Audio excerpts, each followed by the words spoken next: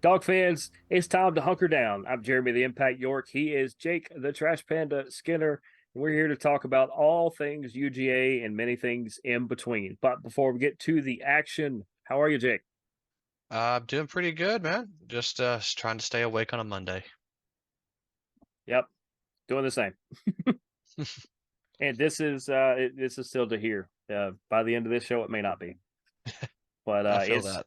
it's been I don't know about you, but it's through some different things we do during the day. We don't like to pull that curtain back so much, but through things we do Monday through Wednesday last week was pretty busy on my side of things, but I was good. And then woke up Thursday morning and felt like I had a couple little munchkins on each leg. It just seemed like I've been tired since Thursday.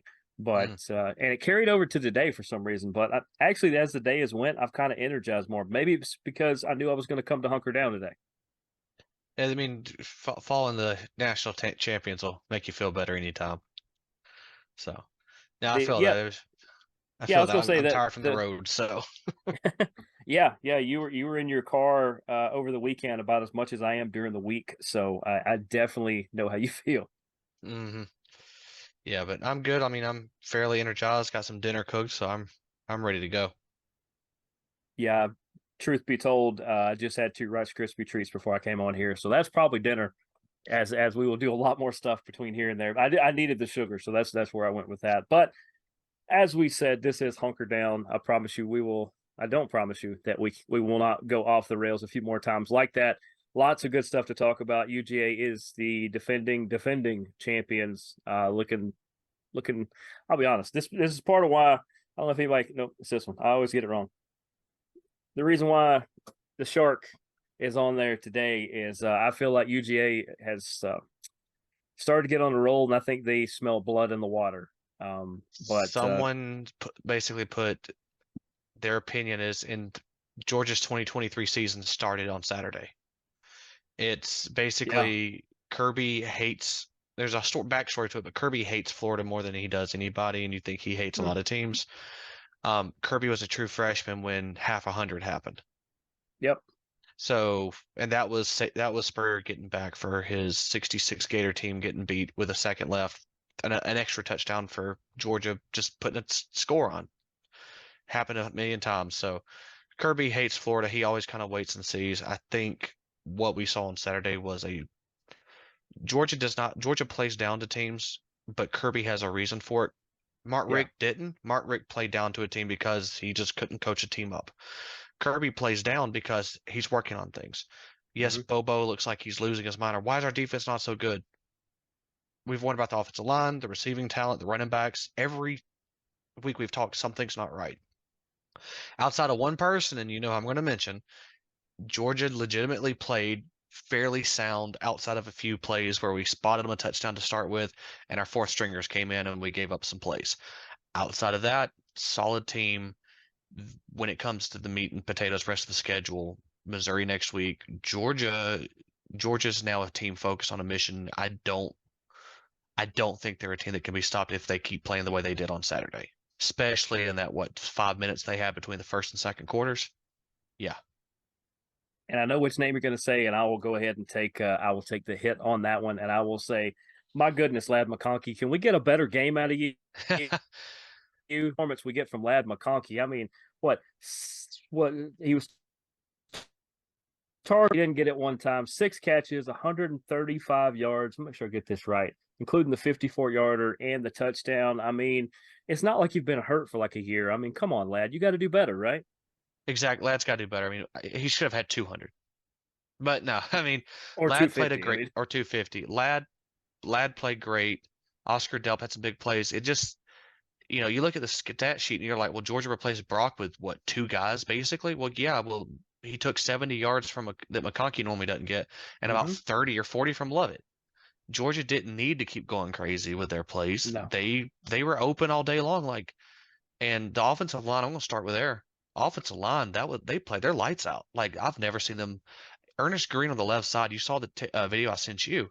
He was a yeah, man possessed. He was. He's come on strong. The whole offensive line. They're swapping out the left guard play by play to get time to set stuff up. and they're still out there running the ball. It Yeah. doesn't matter. They're literally letting their backups in on every other play, and they're just mowing people down. Yep. What team else in the country can do that for 4 quarters? I don't know of one. Mm, It ain't USC, I'll tell you that much. no, there Bama might be might, there Bama, but might be an not even outside them. one, but the No, I closest take one that to be back. able to Wisconsin Whitewater. no, the closest one that can do that, but not on the level that UGA is the one being investigated for stealing signs. That's fair. They're the closest. I would I believe that they might be the closest to be able to pull that off. But Georgia, Georgia, has turned some stuff on. We got mhm, your favorite stat. Georgia had 4 sacks, and they had 4 in the first half. Georgia's average is 1.7.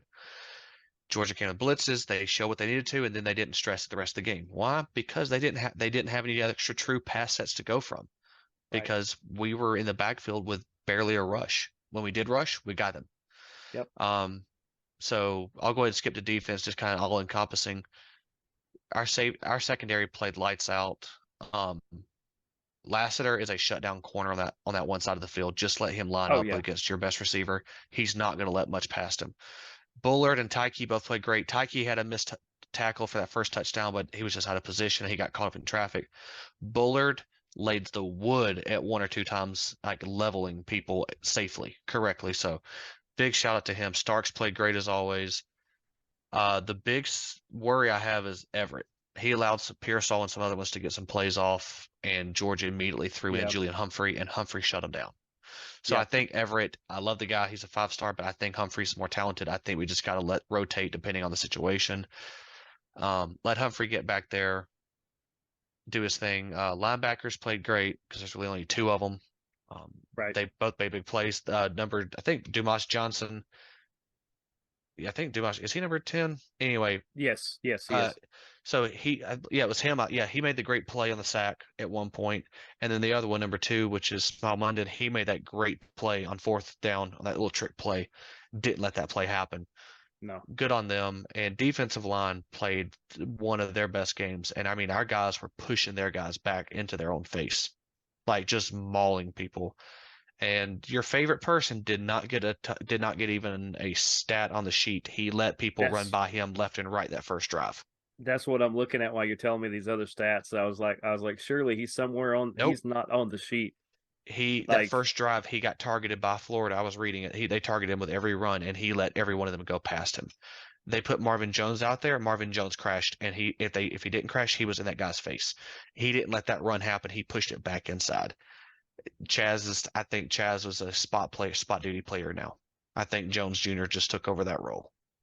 yeah, probably so. And you're still on the team. You're still going to probably get a ring. So, it is what it is as far as that. But yeah, man, it's good to know that probably more of the Florida coaching staff listens to Hunker Down than the Georgia coaching staff. That they're listening when we're saying, "Hey, this is a potential weakness," and they did it. So, hey, Yeah, shout out Gator fans. Appreciate you tuning in. Sorry about your luck over the weekend, but we're going to talk about some brighter things for you. But yeah, yeah, the crazy thing is, I heard this today. Two Georgia fans talking that are friends of mine as well, and they said, "Yeah, it feels like Georgia is really starting to get into their groove." And I said that should make everybody just shake completely out of their shoes. That Georgia is just starting to really get on the roll that they're going to be on, which means they're hmm just going to be better than they are now, and they're yeah, trucking people now. yeah. Georgia has found themselves. This is what they do every year since Kirby's been there. Hmm. They find that role. I think the SEC title game. I don't know what happened other than Kirby got out coached for 4 quarters. And I It still happens. think that I still looking at back at that one and some stuff I've read. Sorry, my assistant is here for attention. I'm still not convinced that Kirby wasn't more of a letting he knew they had a shot at the playoff that year. He was like, we're going to get in no matter what happens. We're not going to drop. Let's just play. And he was willing to show Alabama what he wanted to show them, because Yeah. good Lord, when they played Michigan a month later, Michigan looked like they had no clue what was happening. And as rumor shows, there was a good chance that they had been scouting it. Sorry, I know you're a Michigan guy, No, but but nonetheless, like that it, just says a lot to Georgia what he does. Kirby, you think Kirby's going to do something all season long and he's going to let us go out there? No, Kirby uses every game that he knows he can blow a team out with 50 a game. mhm, Why? He's going to make you get better because if he puts so much on tape and makes his guys get used to scoring 50, all of a sudden they get overconfident, they get cocky, they're like, we're going to win every game. He lets yep, them play too many close games. The fan base is going to get rabid and crazy. Kirby's like, why? We can come back in any situation, any time. It could be 2 minutes, we're down 20. I know we're going to win. Why? hmm He trusts in his team. He's saving it for when he needs it. That's how titles are won, and Kirby might get his third one this year doing that. because this was Kirby coaching with the Tua championship. No, He no, wasn't. That that was Tua's freshman year was Georgia's was Kirby's second when Tua beat the coverage and threw the no. ball That's what in I'm saying. Is overtime. Kirby was the coach though.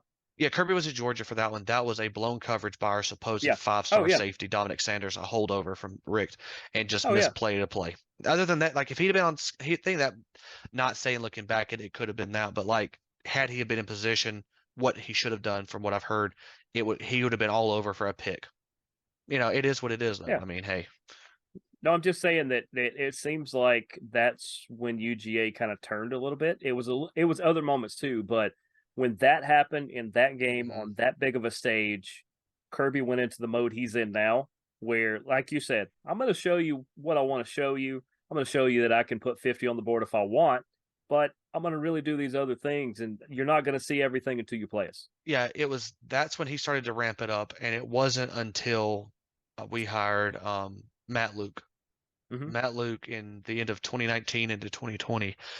Kirby saw his offense regress when we lost our our quarterback did okay, but we regressed that next year. We regressed the next year. Mm-hmm. 2020, we still had a down year by our standards. We lost to Florida in their lucky good year, that one good year that they had under, with Mullen or whoever it was. So I think it was Mullen. yeah, because that was it was the year of the shoe toss incident. Yeah, I think that was a shoe toss. So any which way you look at it, Georgia regressed with Fromm and our offensive line. We were big, but we were not fast. We had to just maul you. Kirby realized we can't just keep mauling people. We need a shutdown defense, but we got to be able to throw it. Kirby shifted his recruiting. Like we were like Justin Fields. If Justin Fields was on the team we have now, imagine what this offense looks like. We were not ready for a Justin Fields. We're ready now for that kind of stuff, and Georgia didn't even need it, which is No. scary. Like, but Kirby's maintained his identity as a defensive coach, his defense, but yet he now has an offense that can light 50 on anybody. Like Yeah. I think Missouri, because Missouri has a recruit that we want. I'm not going to be shocked if that guy shows up for this game as our official visit and Kirby drops 50 and shuts them down. It could definitely happen. Let's tie up the loose ends of this one.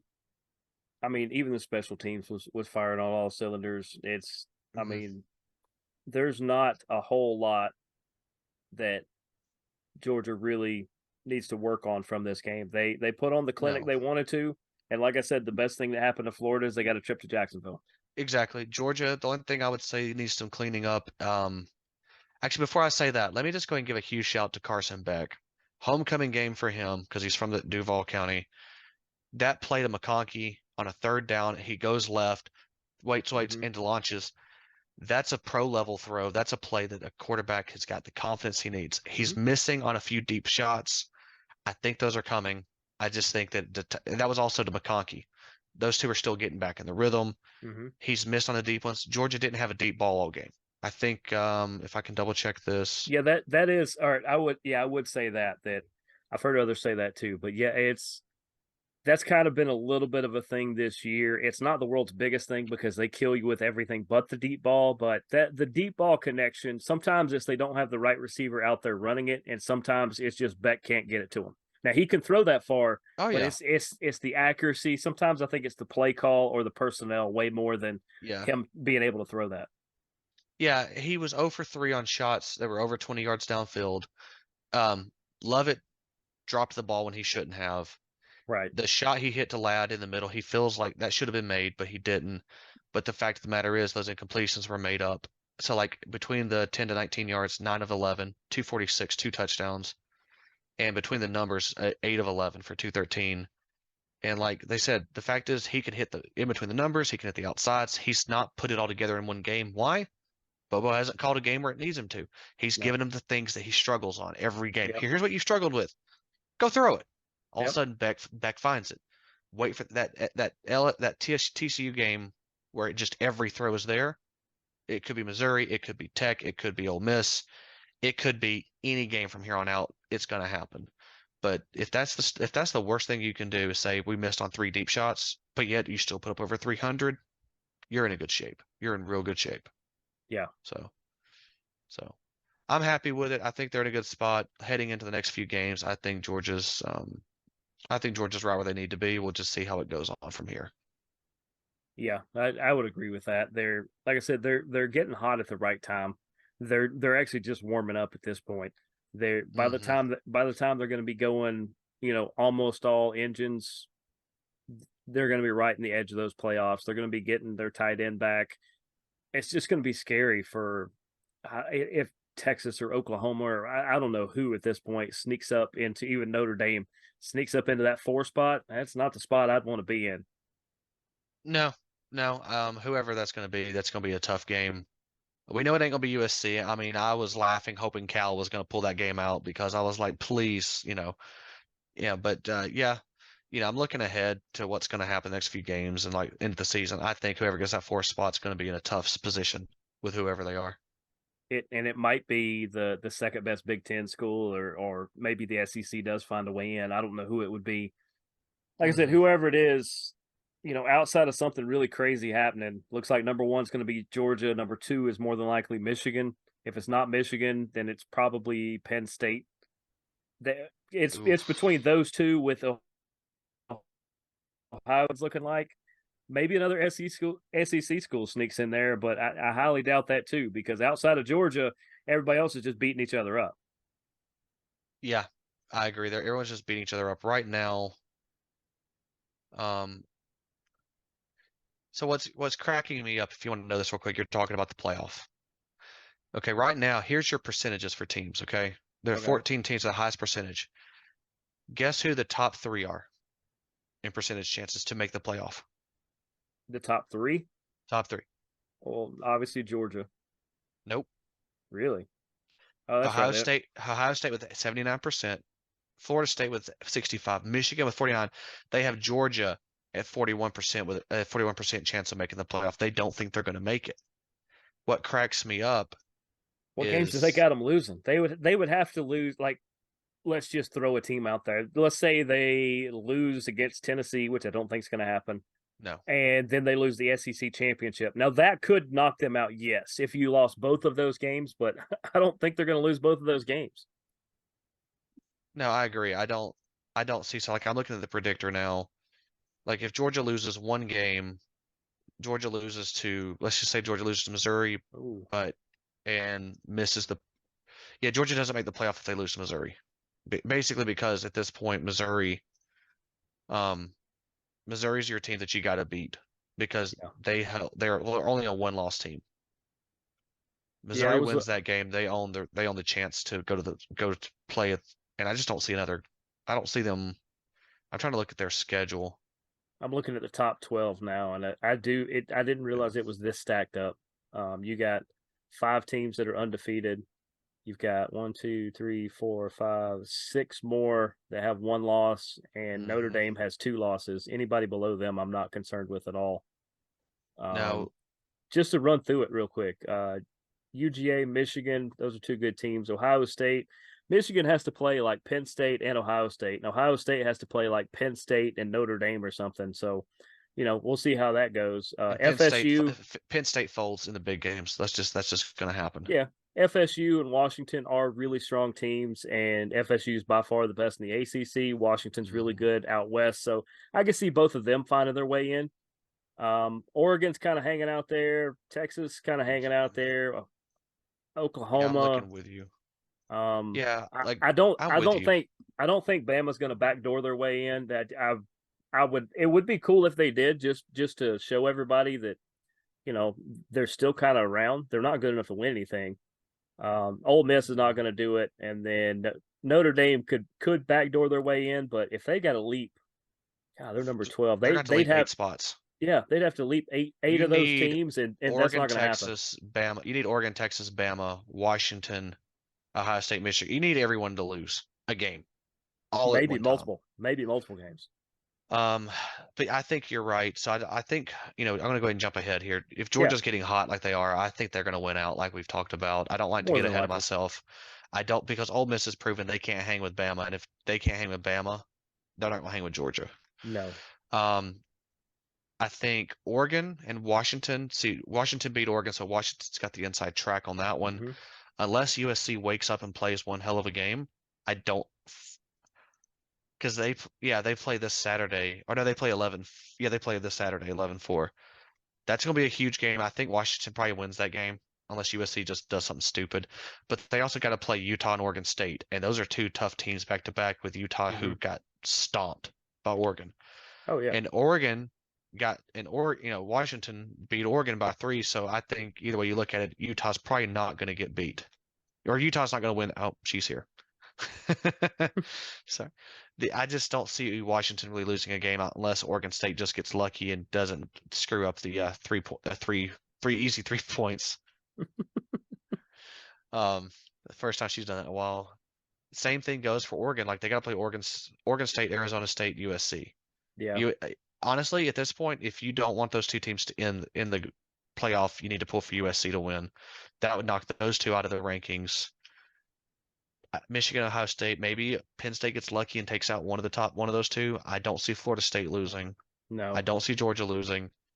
Texas might be that sneaky team that can sneak into it, but I don't I don't think they're that team. Just no. based on what I'm seeing, a she's I right mean, where I'm in front of where I need to look at. Like they yeah, just every team game you look at, it's just like it's chaos because there's not yeah, one team that you're going outside of Georgia and Florida State. I yeah. really think that's your 1 and 2. And you Probably, know, and if you're a then Georgia fan, you're pulling for LSU the rest of the way. it's like you said, and then there's going to be two spots for about five teams, and Hmm. as much as I want to tell you, Michigan's could be one of them. Maybe they're not because but Michigan, Ohio State, Washington, Oregon, Texas, maybe Oklahoma can sneak back up in there. So that's six teams going for two spots. Who knows? It's kind of like NASCAR at that point. It's just you got to wait till the last lap and the checkered flag to see who makes it. Oh yeah, no, I agree. Yeah, Oklahoma has a outside shot if Yeah, they they could leap a couple of the teams in front of them, they could and if they win out. And that wasn't a fluke win. Kansas played a great game, mhm, but if you literally win out as Oklahoma and play the ball and play your game, I think they probably have to play Texas again as a rematch. yeah, Does Texas win that game or does Oklahoma beat them again? I don't know. It depends on health wise. So that's the only way they sneak in. I think when it comes down to the rest of the game, it's just this is going to be wild. I think Georgia's good enough to beat anybody they go up against. As a fan, you want your team to play the great teams, but you also would love to see your team play teams that you know they can beat. oh yeah, So as a fan, it is tough because you're grappling with, I want my team to beat everybody, but I'm also like I'm nervous that they're gonna who they gotta play. Even with Kirby, I trust him. I still get nervous. yeah. Well, let's put a pen, not really a pen, but let's put a pencil in that one. I know it's a different kind of pen they're talking about with that statement, but let's push that one to a back burner for a minute. Let's talk a little bit about Missouri, Georgia, and then we will run through our who you got with the SEC and that one outside the SEC matchup that sounds really fun. Uh, Um, yeah, Missouri, Georgia. What do you thinking? 3:30 at CBS. UGA is a 16-point favorite, and it that seems is about it right. is between the hedges. So Um, basically, I'm looking at everything. The way that team can win, and I say that team, I mean Missouri. They're gonna have. They've got a decent running game. Not say that they're great. Defense is okay. I mean, they're not playing bad. Don't get me wrong. I'm not saying anything like that about them. But they did get beat by LSU pretty good. Kentucky, like they beat the teams they're supposed to beat, but I haven't seen them do like Kansas State. They barely beat them. They barely beat Middle Tennessee. Memphis nearly came close. Vanderbilt looked decent for most of the game, for parts of the game. I think you're probably going to end up with 40, another 40-20 kind of score for Georgia. I really think a 20-point win is not out of the realm. Georgia's defense, they're going to stop the run game. And as Yeah. long as Georgia can do what they need to, um, as long as Georgia can stop Luther Burden, put Lassiter on Burden because Burden is not the fastest runner. Uh, I think Lassiter can shut him down. You make them go to the other guys, and you let the other guy let things settle themselves. I think Georgia's got a good shot at this one. I don't see a reason why Georgia can't come out of this one in a whole host of in a good way. So give me just sorry, I'm also looking through here trying to find their stats, but like give me Georgia on this one. Uh, same score as the 44-20, 43-20. I think you'll be fine with that one. I think we will get a closer one with this one than that. That 16-point spread is probably about right, honestly, though. I mean, it's, if I Mhm. said 36-20 or something like that, 36 is a weird number, but I'm just trying to make it 16 for the sake of it. If I'm Missouri, I try to shut down McConkey and I try to shut down the run game. And if you do those, maybe you can try to go score for score with them, but those are the ways that Georgia usually has those explosive plays. We know they're not going to Yeah. go deep a whole lot. We just talked about that. So if you can take away McConkey, who is the best route runner, and if you can at least slow down the run game, then maybe you can blind squirrel your way into a close game in the fourth. Other than that, Yeah. I think Georgia still wins this. It puts me one game closer to losing my gentleman's bet with a really good Georgia fan I know, which I'm fine with. I want to see them do well. I like for the sake of the gentleman's bet Oh, that I I know you have with know. him.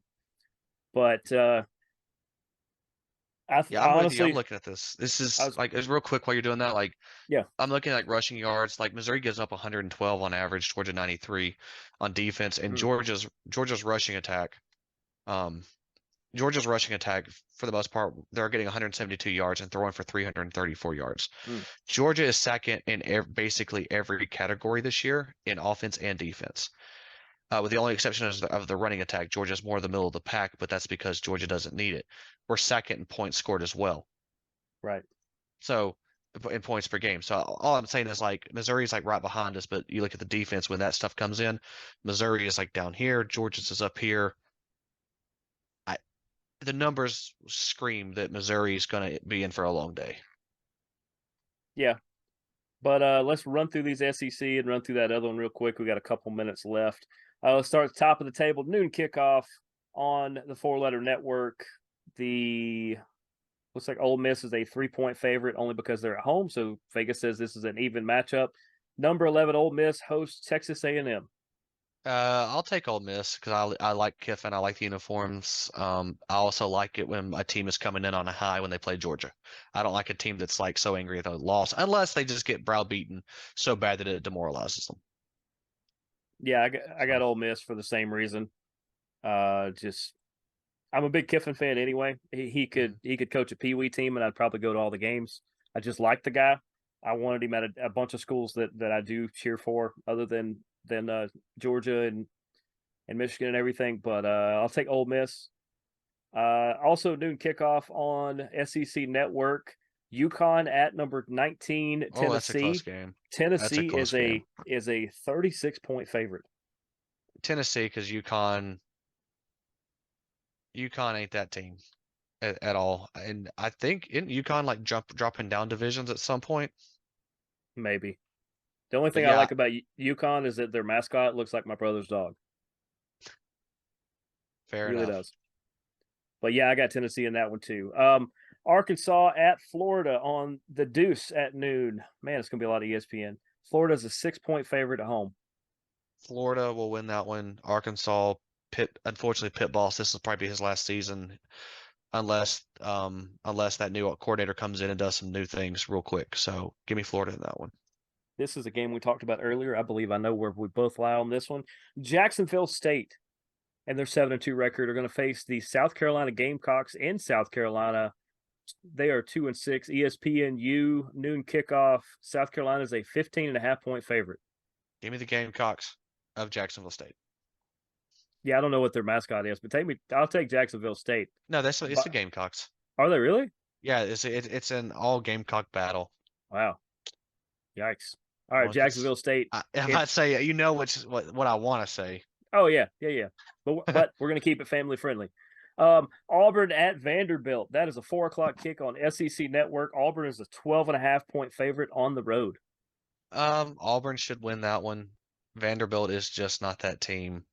I want to pull for Vandy, even though it is in Vandy, but Vanderbilt has lost every game since they beat Hawaii and Alabama A&M.